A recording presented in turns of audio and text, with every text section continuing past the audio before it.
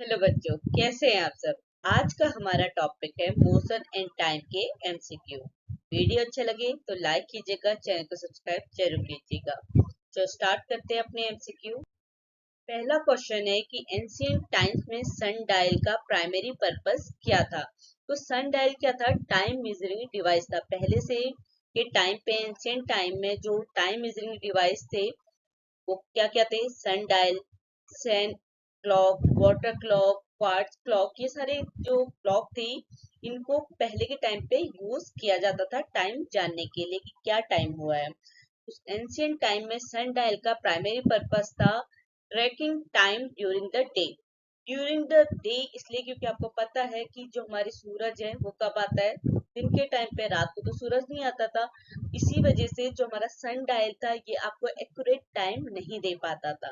तो ancient time में sundial का प्राइमरी पर्पस था tracking time during the day. तो आपका ऑप्शन क्या है? डी आपका सही जवाब है।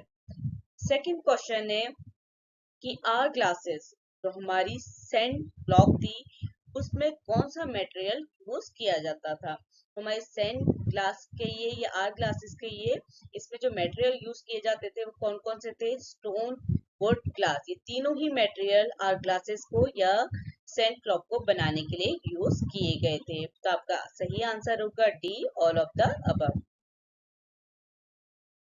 तीसरा क्वेश्चन है क्लेप्सिड्रा या जिसे हम वाटर क्लॉक भी कहते हैं, ये भी हमारा टाइम मेजरिंग डिवाइस था। इसका जो टाइम हम मेजर करते थे किस पे बेस्ड था? तो वाटर क्लॉक या क्लेप्सिड्रा हमारे वाटर के फ्लो पे बेस्ड टाइम मेजरिंग डिवाइस था। इसमें वाटर के फ्लो से टाइम को मेजर किया जाता था। आपका सही आंसर है द फ्लो ऑफ वाटर।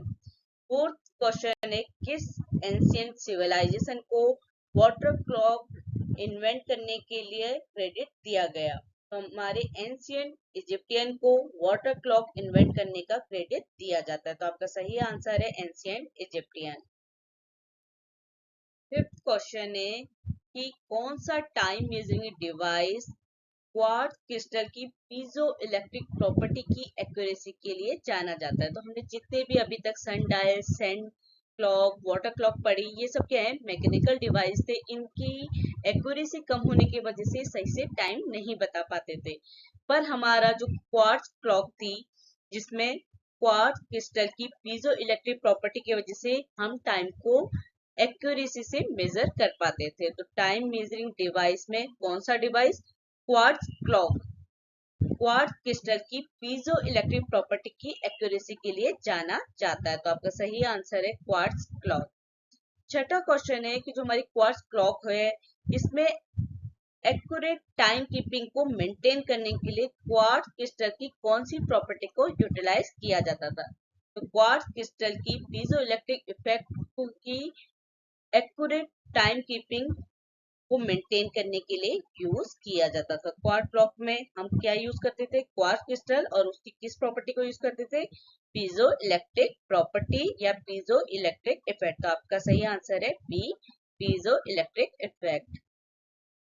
सातवां क्वेश्चन है कि आप स्पीड को कैसे कैलकुलेट करते हैं या स्पीड का फॉर्मूला क्या होता है? तो स्पीड का फॉर्मूला होता है speed equal to distance upon time. तो आपका सही ऑप्शन है speed equal to distance upon time, option B. Eighth question है कि सपोज क्या है कि आप एक सेम अमाउंट के टाइम में ज्यादा डिस्टेंस कवर करते हैं। आपको एक टाइम दिया गया है, आप क्या है उससे ज्यादा डिस्टेंस कवर कर रहे हैं। तो इसमें उस ऑब्जेक्ट की स्पीड में क्या होगा? देखो अब क्या है कि हम 1 घंटा हमें मिला है और हमने क्या किया, 1 घंटे में जितनी हमने डिस्टेंस कवर करनी थी उससे ज्यादा डिस्टेंस हमने कवर किया। इट्स मीन हमारी स्पीड क्या है? ज्यादा है, तभी तो हमने क्या है ज्यादा डिस्टेंस कवर करी। तो अगर क्या होगा कि हम किसी सेम अमाउंट के टाइम पे ज्यादा डिस्टेंस कवर करते हैं तो हम उस ऑब्जेक्ट की या हमारी स्पीड क्या होगी? ज्यादा होगी। तो आपका ऑप्शन क्या होगा? Speed increases. तो आपका सही आंसर है ए, स्पीड इंक्रीजेज। नाइन्थ क्वेश्चन है कि सपोज एक आदमी क्या है कांस्टेंट स्पीड, उसकी स्पीड कितनी है? 6 मीटर पर सेकेंड। तो क्या है मीटर पर सेकेंड हमारी किसकी यूनिट होती है? स्पीड की। तो कितना दिया है हमें स्पीड? 6। अब हमसे क्वेश्चन में पूछा गया है कि हम 30 सेकेंड में कितना ट्रेवल करेंगे या हम कितना चल पाएंगे, कितनी डिस्टेंस हम 30 सेकेंड में कवर करेंगे। तो हमको पता है कि स्पीड का फॉर्मूला क्या होता है, S equal to D upon time. यही तो होता है कि speed equal to distance upon time. अब हमको क्या निकालना है, डिस्टेंस निकालनी है, तो क्रॉस मल्टीप्लाई करेंगे तो D इक्वल टू क्या हो जाएगा, S इंटू टी। हमारा क्या होगा, स्पीड इंटू अगर हम टाइम करेंगे तो हमारा क्या फाइंड आउट हो जाएगा, हमें डिस्टेंस फाइंड आउट हो जाएगी। तो अगर आप कैलकुलेट करते हैं तो आपका आंसर आएगा 180 मीटर्स। तो आपका सही आंसर है ए। ठीक है, 10वां क्वेश्चन है कि जितने भी आपको ऑप्शन दिए गए हैं उनमें हाई स्पीड का एग्जांपल क्या है। तो अगर जितने भी ऑप्शन आप देखेंगे कि स्नेल मूविंग स्लोली, तो हमारा स्नेल है वो बहुत धीरे धीरे मूव करता है। एक कार रेसिंग डाउन ए हाईवे, जब कार जो है वो हाईवे में चल रही है तो उसकी स्पीड जितने भी आपके ऑप्शन दिए उनमें सबसे ज्यादा होगी, हाई स्पीड होगी। तो आपका सही आंसर है ए कार रेसिंग डाउन ए हाईवे। 11वां क्वेश्चन है कि एक कार है उसमें कितनी डिस्टेंस ट्रेवल करी, 100 मीटर, कितने टाइम में, 20 सेकेंड में। तो उसकी स्पीड कितनी होगी, स्पीड का फॉर्मूला क्या होता है, डिस्टेंस अपॉन टाइम। तो आप कैलकुलेट करेंगे 100 अपॉन 20 तो आपका आंसर आ जाएगा, स्पीड कितनी आ जाएगी, 5 मीटर पर सेकेंड। 12वां क्वेश्चन है कि सपोज एक ऑब्जेक्ट है वो कितनी स्पीड से ट्रेवल कर रहा है, 100 मीटर पर सेकेंड से, और कितने टाइम में, 5 सेकेंड में। तो उसने 5 सेकेंड में 10 मीटर पर सेकेंड की स्पीड से कितनी डिस्टेंस कवर करी होगी या वो कितना ट्रेवल किया होगा वो ऑब्जेक्ट। तो अगर हम फॉर्मूला रखते हैं कि हम क्या कहते हैं, speed equal to distance upon time है और हमें क्या फाइंड आउट करना है, डिस्टेंस।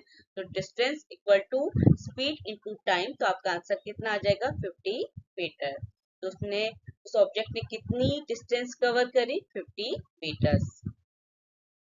13वां क्वेश्चन है कि जो भी आपको ऑप्शन दिए गए हैं उनमें से फास्टेस्ट मोड ऑफ ट्रांसपोर्टेशन कौन सा होगा। ऑप्शन की बात करें तो वॉकिंग, साइकिलिंग, रनिंग, इन तीनों को अगर आप यूज करते हैं तो आप एक गिवन टाइम में बहुत कम डिस्टेंस को कवर कर पाएंगे, जबकि आप एयरप्लेन का यूज करके बहुत ज्यादा डिस्टेंस को कम टाइम में कवर कर रहे हैं। इट्स मीन आपकी स्पीड क्या है, बहुत ज्यादा है। तो फास्टेस्ट मोड ऑफ ट्रांसपोर्टेशन क्या होगा, एयरप्लेन। तो आपका सही आंसर है डी। 14वां क्वेश्चन है, एक ट्रेन है जो कितना ट्रेवल कर रही है, 400 मीटर, कितने टाइम में, 20 सेकेंड में। तो इस ट्रेन की स्पीड कितनी होगी। तो अगर हम फॉर्मूला लगाते हैं, speed equal to distance upon time, तो हमें डिस्टेंस कितना दिया है, 400 मीटर, टाइम कितना दिया है, 20 सेकेंड। तो आपकी स्पीड कितनी आ जाएगी, 20 मीटर पर सेकेंड। तो आपका सही आंसर है सी। 15वां क्वेश्चन है कि जो व्हीकल्स होते हैं उनकी स्पीड को मेजर करने के लिए कौन सा इंस्ट्रूमेंट यूज किया जाता है। तो व्हीकल की स्पीड को मेजर करने के लिए स्पीडोमीटर यूज किए जाते हैं। तो आपका सही आंसर है ए, स्पीडोमीटर। 16वां क्वेश्चन है कि रडार गन क्या मेजर करती है। तो रडार गन जो मूविंग ऑब्जेक्ट है उनकी स्पीड को मेजर करती है। तो आपका सही आंसर है डी, स्पीड। 17वां क्वेश्चन है, विंड की स्पीड को मेजर करने के लिए कौन सा डिवाइस यूज किया जाता है। तो विंड की स्पीड को मेजर करने के लिए एनेमोमीटर यूज किया जाता है। तो आपका सही आंसर है ए, एनेमोमीटर। 18वां क्वेश्चन है, टेकोमीटर किस चीज को मेजर करने के लिए यूज किया जाता है। तो टेकोमीटर व्हीकल की स्पीड को मेजर करने के लिए यूज किया जाता है। ये जो मेजरिंग डिवाइस है, ये जो हमारे शाफ्ट या डिस्क होती है उनकी रोटेशन स्पीड को मेजर करता है। तो आपका सही आंसर है टेकोमीटर व्हीकल की स्पीड को मेजर करने के लिए यूज किया जाता है। 19वां क्वेश्चन है कि रोटेशन की स्पीड को मेजर करने के लिए कौन सा इंस्ट्रूमेंट यूज किया जाता है। तो रोटेशन की स्पीड को मेजर करने के लिए टेकोमीटर यूज किया जाता है। तो आपका सही आंसर है बी, टेकोमीटर। 20वां क्वेश्चन है कि कार में स्पीडोमीटर का मेन फंक्शन क्या होता है। तो कार में स्पीडोमीटर का मेन फंक्शन होता है स्पीड को मेजर करना। तो आपका सही आंसर है सी, मेजर स्पीड। 21वां क्वेश्चन है कि कौन सा इंस्ट्रूमेंट की हेल्प से आप स्पिनिंग फैन की स्पीड को मेजर कर सकते हैं। तो हमारे कोई भी जो रोटेटेड शाफ्ट या डिस्क है उसको कैसे मेजर किया जाता है? टेकोमीटर की हेल्प से। तो हमारा स्पिनिंग फैन क्या है? मीन्स वो घूम रहा है, रोटेट कर रहा है। तो उसको हम कैसे, कौन से इंस्ट्रूमेंट की हेल्प से मेजर कर सकते हैं? टेकोमीटर की। तो आपका सही आंसर है बी, टेकोमीटर। 22वां क्वेश्चन है कि स्पीड के रिगार्डिंग जीपीएस डिवाइस क्या मेजर करता है? GPS means global positioning system. तो स्पीड के रिगार्डिंग जीपीएस डिवाइस व्हीकल की स्पीड को मेजर करता है। तो आपका सही आंसर है स्पीड ऑफ व्हीकल्स। 23वां क्वेश्चन है कि स्पीडोमीटर में कौन सी यूनिट स्पीड को मेजर करने के लिए यूज की जाती है? तो स्पीडोमीटर में जो यूनिट यूज होती है वो क्या होती है? माइल्स पर आवर्स या किलोमीटर पर आवर्स। तो आपका सही आंसर है सी, माइल्स पर आवर्स, या आप कह सकते हैं किलोमीटर पर आवर्स। 24वां क्वेश्चन है कि वाटर में बोट की स्पीड को मेजर करने के लिए कौन सा इंस्ट्रूमेंट यूज किया जाता है? तो वाटर में बोट की स्पीड को मेजर करने के लिए नोट मीटर यूज किया जाता है। तो आपका सही आंसर है डी, नोट मीटर। 25वां क्वेश्चन है कि जब कोई object equal distance equal interval of time में कवर करता है तो ये किस टाइप का मोशन होता है?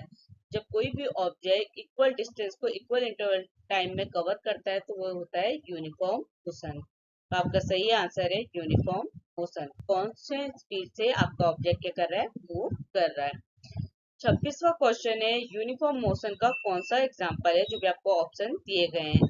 तो हमारी a car accelerating from rest, a bicycle slowing down, a train moving at a constant speed। क्योंकि हमारा यूनिफॉर्म मोशन क्या होता है?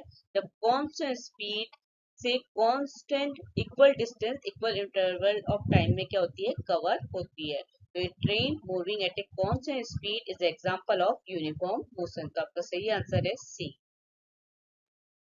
27वां क्वेश्चन है कि नॉन यूनिफॉर्म मोशन में ऑब्जेक्ट की स्पीड में क्या होता है? देखो, नॉन यूनिफॉर्म मोशन में मतलब हमारा जो मोशन हो रहा है या हमारी जो स्पीड है ऑब्जेक्ट की वो क्या है? कांस्टेंट नहीं है। और यूनिफॉर्म में क्या होता है? स्पीड कांस्टेंट होती है।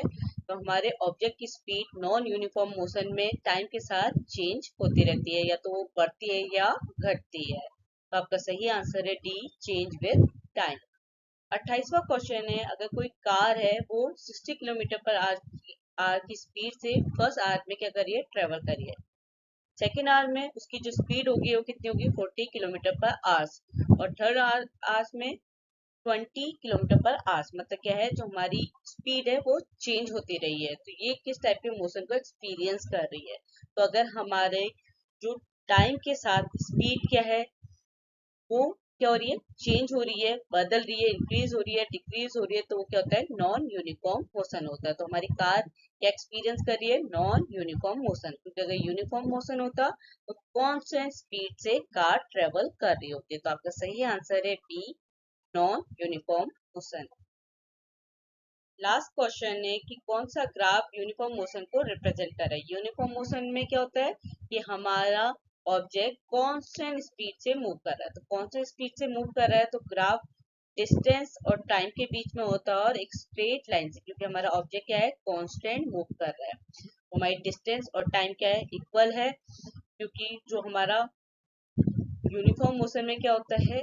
Equal distance equal interval of time में हमारा ऑब्जेक्ट क्या करता है? कांस्टेंट स्पीड से मूव करता है। तो आपका सही आंसर होगा graph A, distance versus time with a straight line.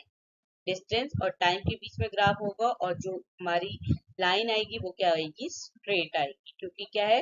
Uniform motion. तो आपको वीडियो अच्छा लगे तो लाइक कीजिएगा, चैनल को सब्सक्राइब जरूर कीजिएगा। Thank you.